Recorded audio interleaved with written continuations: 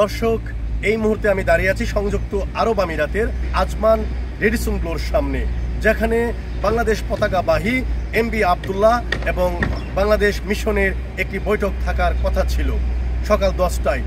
এখন বাংলাদেশ মিশন জানিয়েছে আপাতত আনুষ্ঠানিকতায় বিলম্ব হওয়ার কারণে মিটিংটি এই মুহূর্তে হচ্ছে না, কিছুটা বিলম্ব হবে। আর আপনাদেরকে মিটিংকে দেখানোর চেষ্টা করব। বিকাশে কম খরচে ক্যাশ আউটের লিমিট বেড়ে 50,000, প্রিয় এজেন্টও 2টা।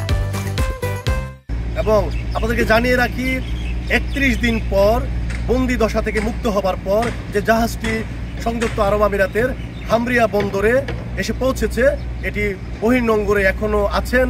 এবং যেটি বাংলাদেশ কনসুলেট জানিয়েছেন যে এই নোঙর করা জাহাজটি এখনও বহির্নোঙরে আছেন, এখনও জেটিতে পৌঁছাননি।